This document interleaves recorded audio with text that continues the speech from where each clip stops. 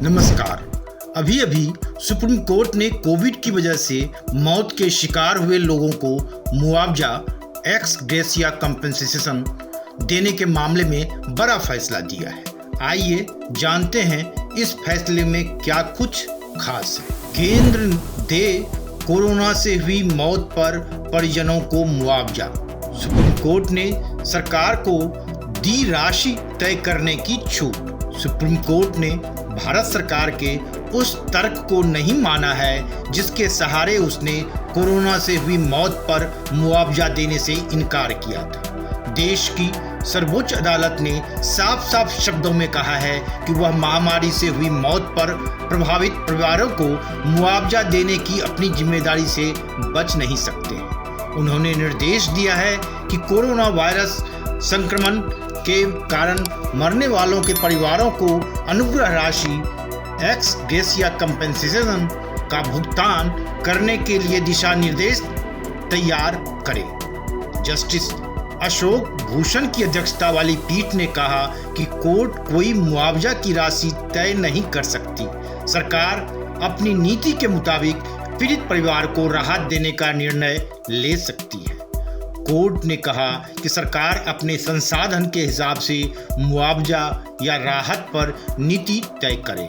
साथ ही कोर्ट ने कहा कि नेशनल डिजास्टर मैनेजमेंट अथॉरिटी मुआवजा तय कर सकती है नियम और संसाधन के मुताबिक। कोर्ट ने आगे कहा कि 6 हफ्तों में सरकार कोई फैसला ले। बता दें, याचिकाकर्ताओं ने पीड़ित परिवार को 4 लाख रुपए की मुआवजा देने की मांग की थी। कोर्ट ने इसी मांग के आलोक में यह फैसला सुनाया है कि मुआवजा कितनी हो यह सरकार तय करे, लेकिन मुआवजा दी जरूर जाए। इससे पहले केंद्र सरकार ने कहा था कि इतना मुआवजा देना संभव नहीं है, सरकार पर आर्थिक दबाव पड़ेगा। इसके अलावा सुप्रीम कोर्ट ने केंद्र सरकार को यह भी निर्देश दिया है कि वह कोविड संक्रमण के कारण होने वाली मौतों के मामले में डेथ सर्टिफिकेट जारी करने को आसान बनाने के लिए उचित दिशा निर्देश भी जारी करे।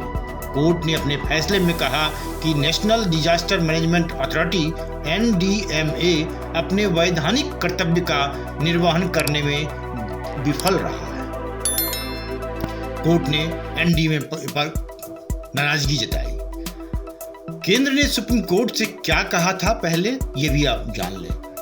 याद रहे कि केंद्र ने बीते दिनों हुई एक सुनवाई में सुप्रीम कोर्ट को बताया था कि उसके साथ राजकोषीय सामर्थ्य का कोई मुद्दा नहीं है, लेकिन राष्ट्र के संसाधनों का तर्कसंगत, विवेकपूर्ण और सर्वोत्तम उपयोग करने के मद्देनजर कोविड के कारण जान गंवाने वालों के परिवारों को 4 लाख रुपए की अनुग्रह राशि प्रदान नहीं की जा सकती है। केंद्र ने शीर्ष अदालत के निर्देशानुसार अतिरिक्त हलफनामा दाखिल किया है। सुप्रीम कोर्ट ने 21 जून को उन 2 जनहित याचिकाओं पर अपना फैसला सुरक्षित रख लिया था जिसमें केंद्र और राज्यों को कोरोना वायरस से जान गंवाने वाले लोगों के परिवारों को कानून के तहत 4-4 लाख रुपए मुआवजा देने और मृत्यु प्रमाण पत्र जारी करने के लिए एक समान नीति का अनुरोध किया गया था। केंद्र ने कहा था कि राष्ट्रीय स्तर पर 12 विशिष्ट चिन्हित आपदाओं को लेकर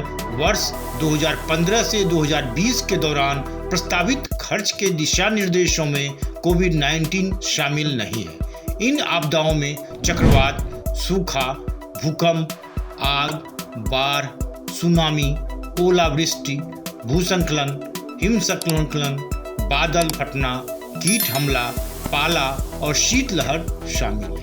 हालांकि सर्वोच्च न्यायालय ने सरकार की इस आधार पर मुआवजा देने के तर्क को मानने से इनकार कर दिया। अंत में सार में जाने फैसले को आज सुप्रीम कोर्ट ने दिया है। सुप्रीम कोर्ट ने दिए 3 अहम निर्देश, पॉइंट वाइज जान लें।